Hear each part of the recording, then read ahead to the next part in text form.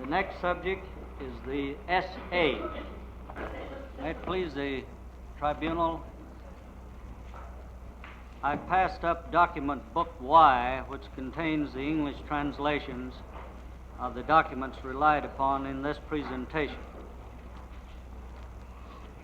The organization which I shall now present for your consideration is the Sturmabteilung, the organization which the world remembers as the Brown Shirts, or Storm Troops, the gangsters of the early days of Nazi terrorism. It came to be known in later years as the SA, and I shall refer to it in that manner in the course of my presentation. The SA was the first of the organizations conceived and created by the Nazis as the instrument and weapon to effectuate their evil objectives, and it occupied a place of peculiar and significant importance in the scheme of the conspirators. Unlike some of the other organizations, the functions of the SA were not fixed or static. On the contrary, it was an agency adapted to many designs and purposes, and its role in the conspiracy changed from time to time, always corresponding with the progression of the conspiracy through its various phases towards the final objective, abrogation of the Versailles Treaty and acquisition of the territory of other peoples and nations. If we might consider this conspiracy as a pattern, with its various parts fitting together like the pieces of a jigsaw puzzle, we would find that the piece representing the SA constituted a link in the pattern vitally necessary to the presentation and development of the entire picture. The SA participated in the conspiracy as a distinct and separate unit, having a legal character of its own. This is shown by document 1725 PS, which is tabbed in the document book, of which the court will take judicial notice. It's an ordinance passed in March 1935. 1935 Rights Gazette Blatt, Part 1, page 502, declares that the SA and certain other agencies were thereafter to be considered components of the Nazi Party. This ordinance further provided in Article 5, and it's on the second page of the English translation, right after the word Article 5, I quote, the affiliated organizations can possess their own legal character, unquote. Similarly, the organization book of the Nazi Party characterizes the SA as an entity. Document 3220 PS, which I now offer, it's an excerpt from the 1943 edition of Organization Book at page 358 of the original, and I quote from the English translation. What page is it on there? It's on the first page, on the page of 1320. It is there declared, quote, the Führer prescribes the law of conduct and commands its use. The Chief of Staff represents the SA as a complete entity on the mandate of the Führer, unquote. The evidence which I will discuss in the course of this presentation... I thought you had cited 3220. 3220, 3220, Your Honor. Yes. Well, did you read from that? That begins in my copy. It's down at the bottom, Your Honor, please, of the first page of the English translation, the second sentence from the bottom, which I quoted. Oh. The Führer prescribes the law of conduct. He commands its use. The Chief of Staff represents the SA as a complete entity on the mandate of the Führer.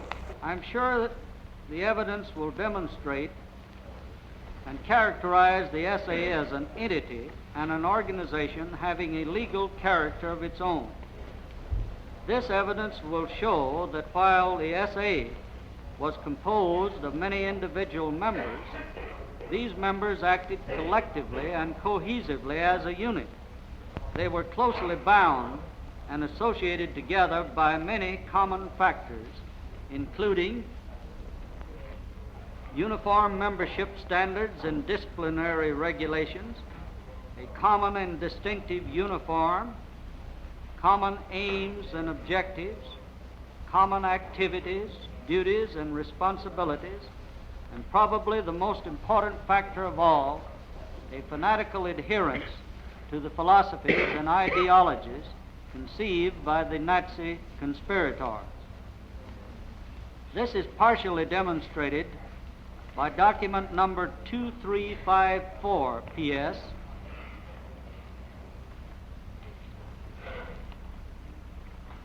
which again is simply an excerpt from the organization book.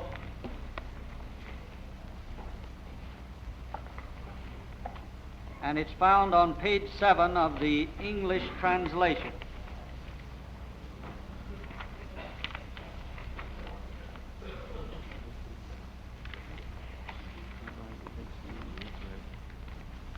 Page 7 of the English translation.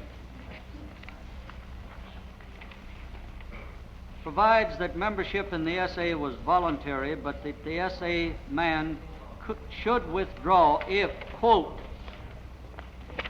what part of it? Want to find the exact reference, Your Honor. Page 7. It's down in the paragraph over which has the title Withdrawal from the SA. And it's the third line, beginning the third line. Well, but the document I understood you to quote was 2354. That's right, sir, Your Honor, 2354, and it's on page 7 of the English translation. Oh, well, I beg pardon, wait a minute, page 7. Page 7 of the English translation.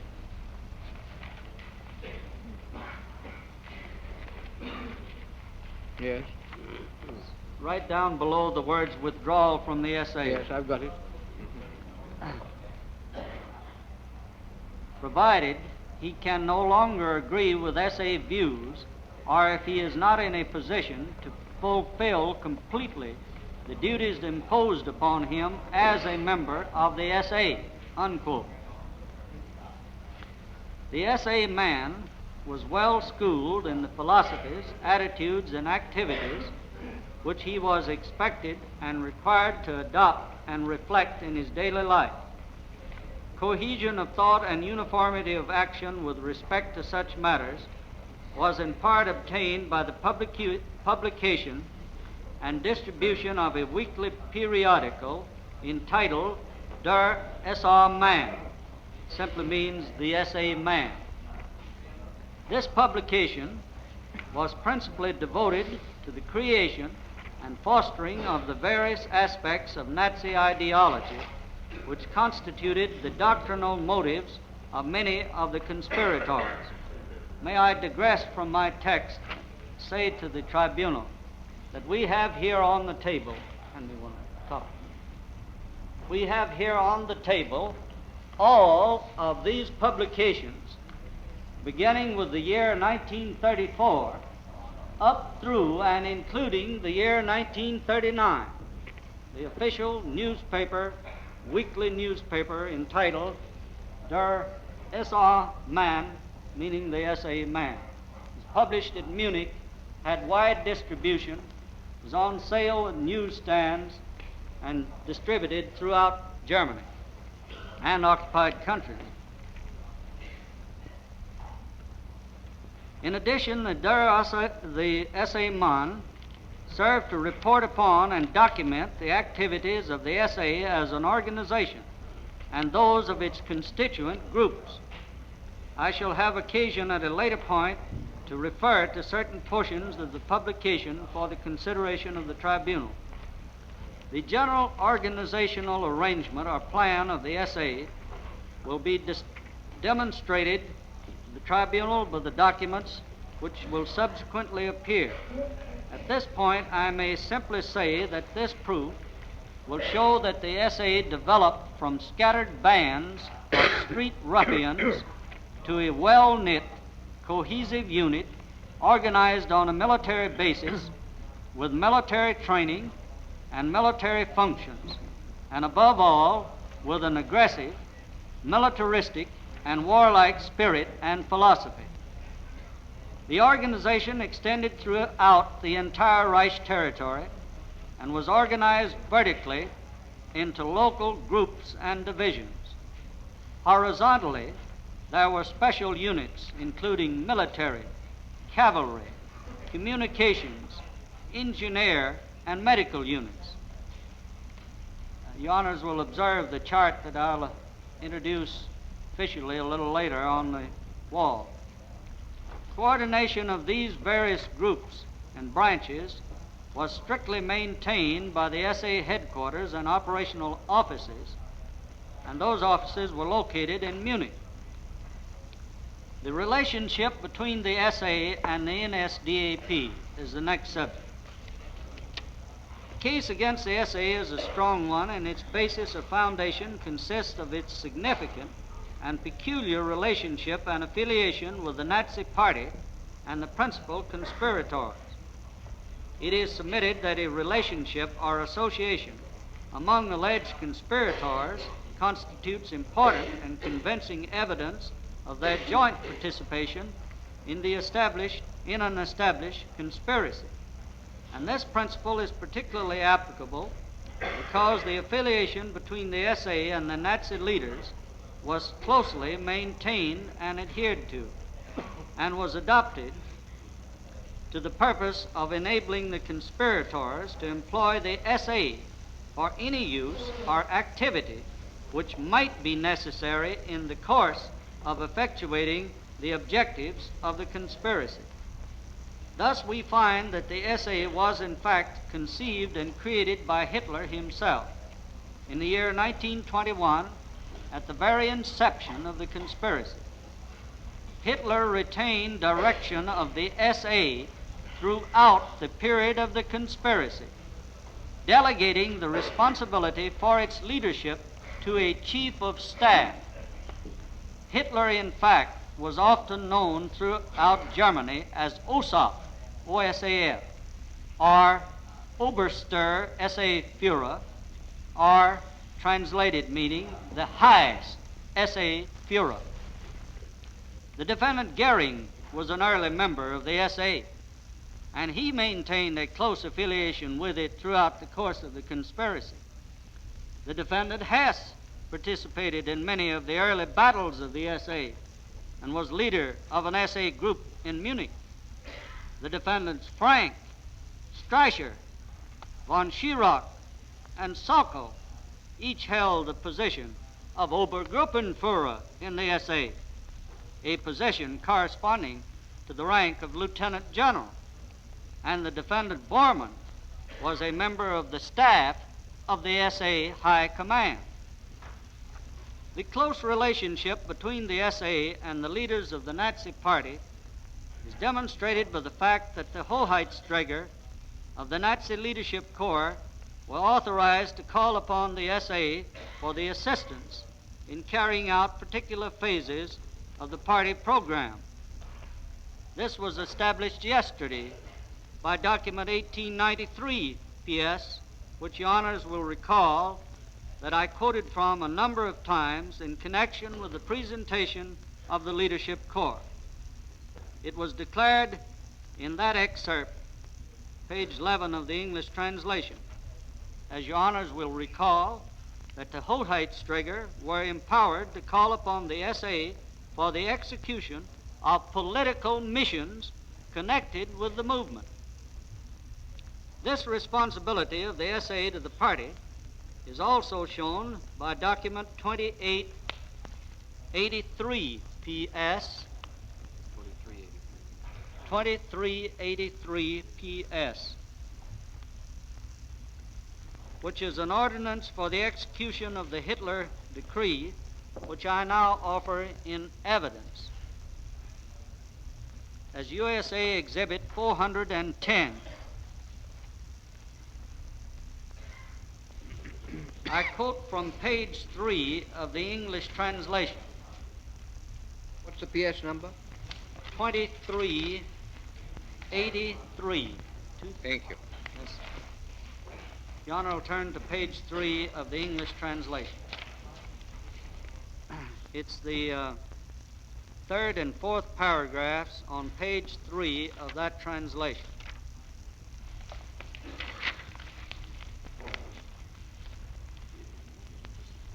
It's the fourth paragraph, I beg your pardon. The formations, I quote, the formations of the NSDAP, with the exception of the SS, for whom special provisions apply, are subordinated to the sovereign bearer, the Hoheitsträger, politically and in respect to commitment. Responsibility for the leadership of the units rests in the hands of the unit leader, unquote. It was in accordance with such authority, as proved on yesterday in the Leadership Corps presentation, that the SA was used in the seizure of trade union properties. In addition, the SA demonstrated its close affiliation to the Nazi Party by participating in various ways in election proceedings. This is shown in document 2168. 2168 PS, which is a pamphlet entitled The SA, which is USA Exhibit 411. And this pamphlet depicts the history and general activities of the SA, written by an SA Sturmführer named Baer, upon orders from SA headquarters. In that pamphlet, and I quote on page 4 of the English translation, down towards the bottom of the page, the last paragraph beginning on line 3.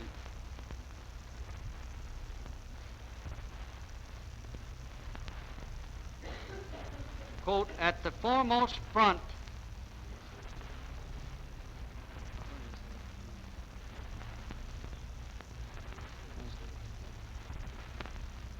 the labor and the struggle of the SA was not in vain. They stood at the foremost front of election fights. Adolf Hitler himself on the second... I'm sorry, would you tell me which page? It's page 4, I beg your pardon, of the English translation. 2168.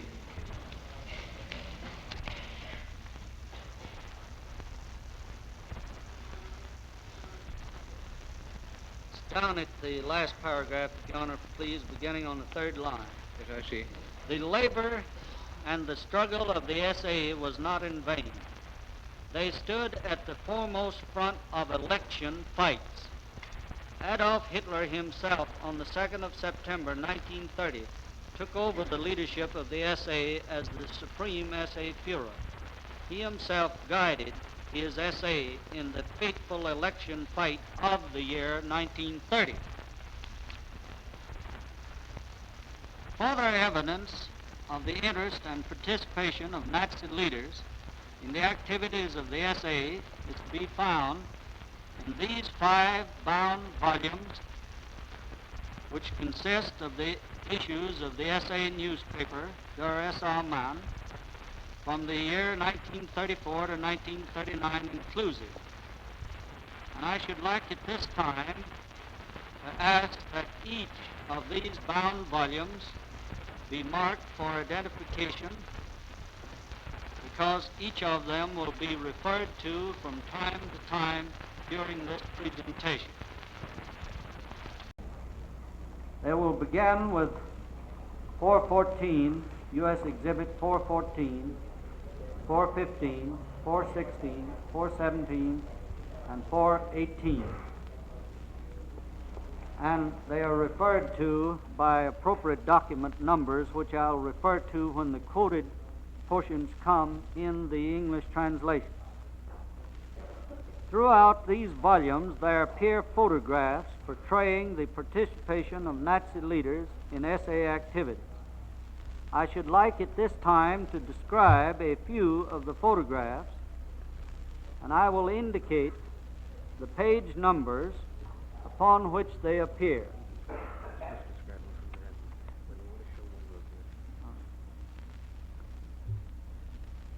If you have one, I'd like to show one of them. Which one is that first one? Yeah. Your Honor, please, we set out a number of these pictures and a number of photographs, but I should like at this time to exhibit to the tribunal and pass into evidence one of the photographs appearing in the January 1937 issue, and it's a photograph of Goering at the ceremonies held upon the occasion of his being made Obergruppenführer of the Feldenharl Regiment of the SA on the 23rd of January 1937.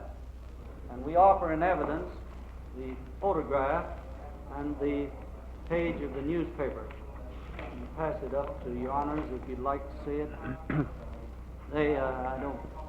We don't. We offer it evidence.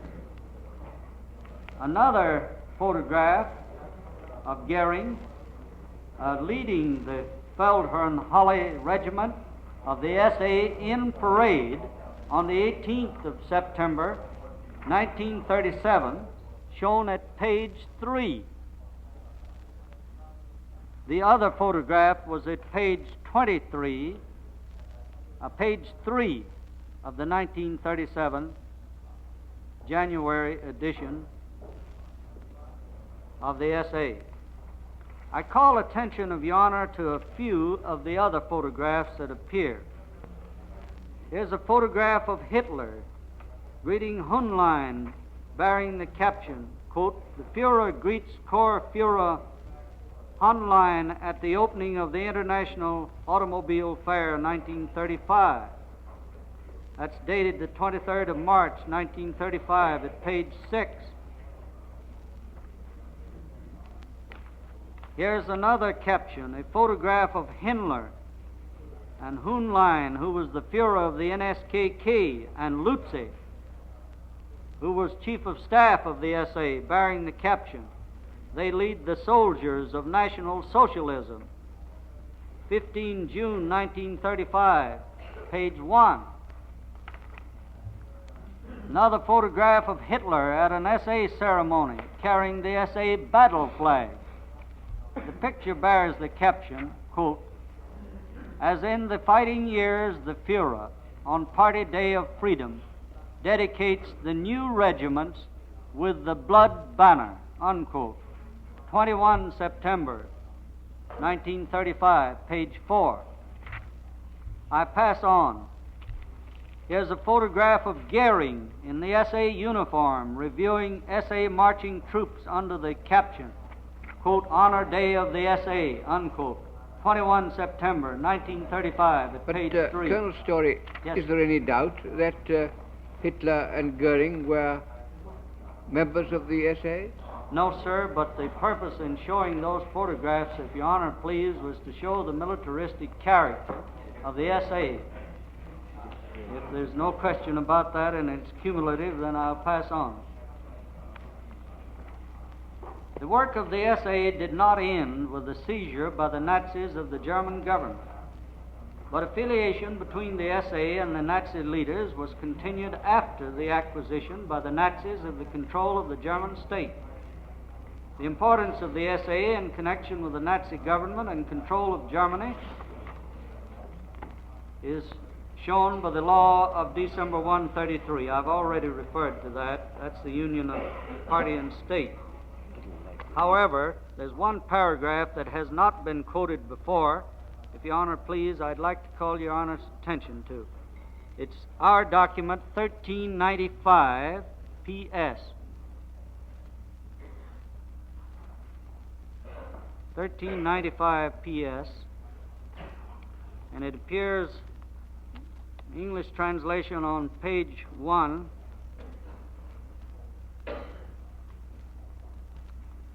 And I quote Article 2.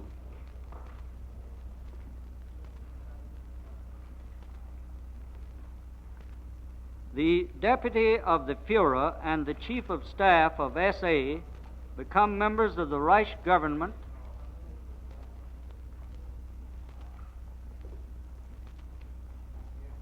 you find it 1395.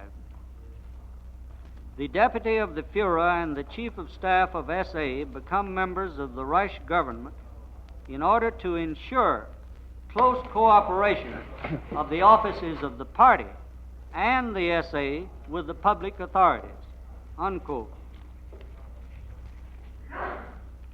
Similarly, in document 2383, which I referred to a moment ago, I'll simply refer to it. 2383, on page 11, the last paragraph.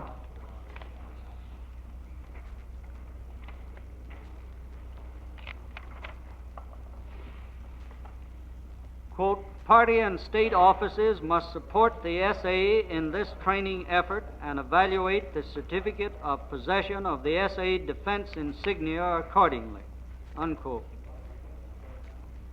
That the Nazis at all times possess complete control of the SA is shown by the so-called Rum Purge of June 1934. Evidence concerning this matter is to be found in the Völkische Beobachter of 1 July 1934 at page 1. I'll not quote from that. Rum had been Chief of Staff of the SA for several years and was responsible for the development of the SA into a powerful organization with definite programs and objectives. Members of the SA were required to take a personal oath of fidelity to him, but when his policies conflicted with those of the Nazi leaders, he was removed and murdered and replaced by Victor Lutze. This drastic action was accomplished without revolt or dissension in the ranks of the SA, and with no change in the objectives or program of the organization. The SA remained a reliable and strong part of the National Socialist movement, and I'm quoting,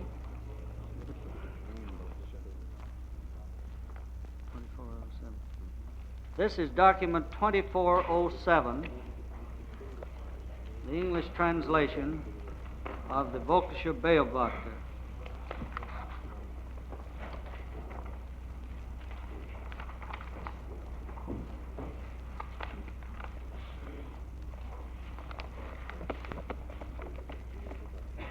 And it's the last paragraph on the English translation just above the name Adolf Hitler.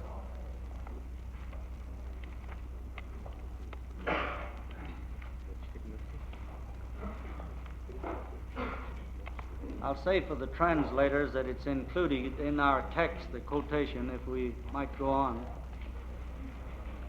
I quote, "It is my wish that the SA be built up as a reliable and strong part of the National Socialist movement. Full of obedience and blind discipline, they must help to create and form the new German citizens," unquote.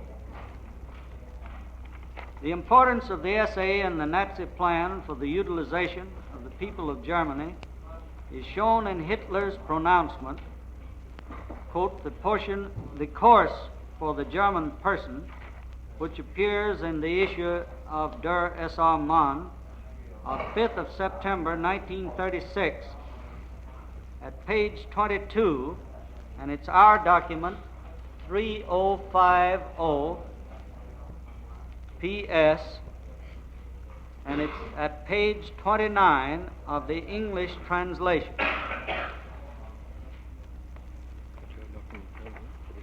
page 29 of document 3050 PS.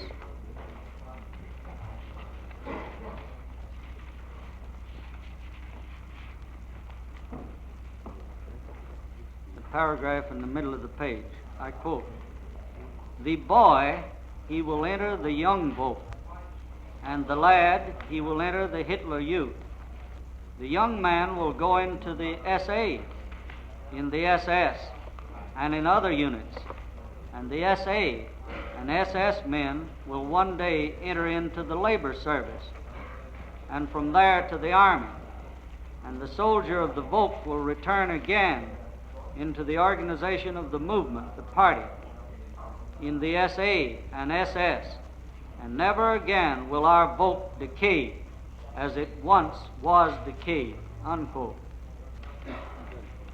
And so we see that at all times during the conspiracy, the relationship between the SA and the Nazi Party was such that the SA was constantly available to the conspirators as an instrument to further their aims.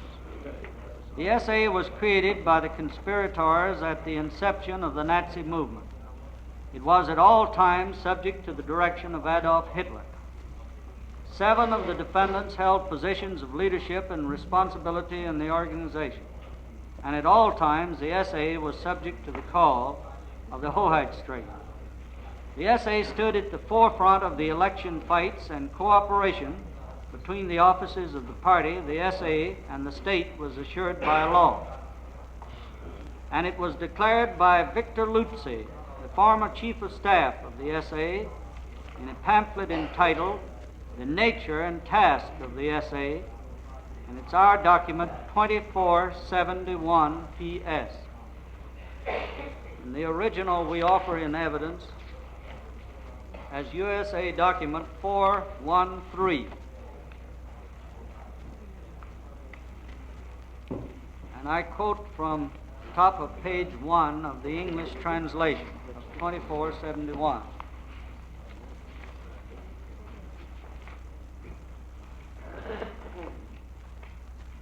I believe I'll read that whole paragraph of the first paragraph on the top of the page. "Before touching the real subject matter, I must tell you first that in order to clear up any uncertainty about my own position, that I never speak primarily as a member of the SA, but as a National Socialist, since the SA cannot be independent of the National Socialist movement, but can only exist as a part of it," unquote. I should next like to present to the tribunal evidence which will demonstrate the principal functions and activities performed by the SA pursuant to relationship which I have described, and in furtherance of the objectives of the conspiracy. These activities may be logically classified or divided into 4 distinct phases or aspects, each of which, I might add, corresponds with a particular phase in the progression of the conspiracy toward the objectives alleged in the indictment. The first phase consists of the use of SA and its members as the instrument for the dissemination of ideology and fanaticism of the Nazis throughout Germany. The employment of the SA for this purpose continued throughout the entire period of the conspiracy, as will, I am sure, be apparent from the evidence. The second phase relates to the period prior to the Nazi seizure of power. During this period, the SA was a militant and aggressive group of fighters or gangsters whose function was to combat physically and violently all opponents of the party. The third phase relates to the period of several years following the Nazi seizure of power. During this period, the SA participated in various measures designed to consolidate the control of the Nazis, including such Nazi-inspired programs as the dissolution of the trade unions, persecution of the church, and the Jewish persecutions to which I have already alluded. During this period, they continued to serve as a force of political soldiers whose purpose was to physically combat members of political parties which were considered hostile or opposed to the Nazi Party. The fourth aspect of the SA activities consisted of its employment as an agency for the building up of an armed force in Germany in violation of the Treaty of Versailles and for the preparation of the youth of Germany, mentally and physically, for the waging of an aggressive war. I should now like to discuss what I consider the highlights of evidence relating to these four phases.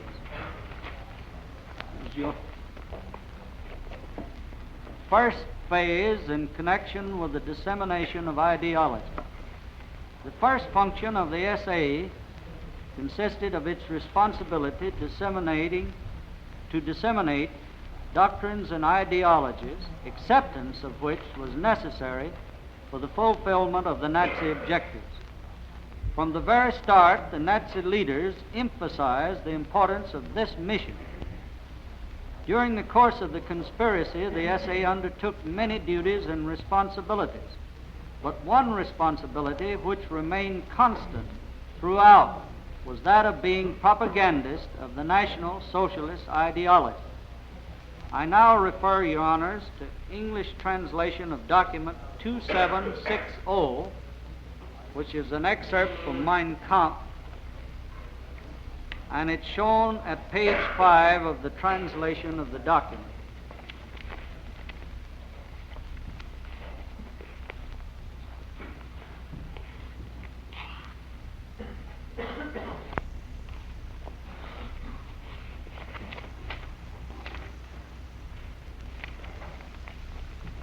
This is the third paragraph on page 5 of the document.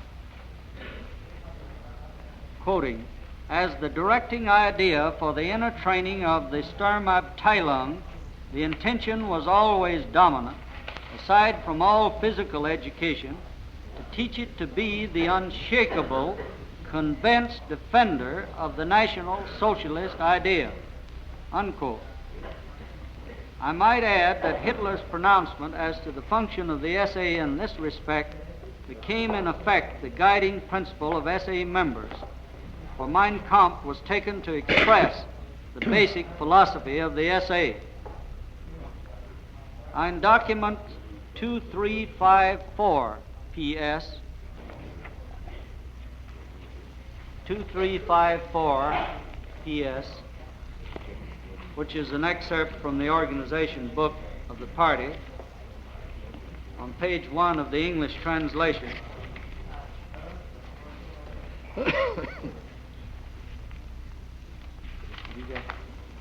It's quoted in the text. I quote paragraph 1. Quote, "Education and training according to the doctrines and aims of the Führer as they are set down in the Kampf and in the party program for all phases of our living and of our National Socialist ideology."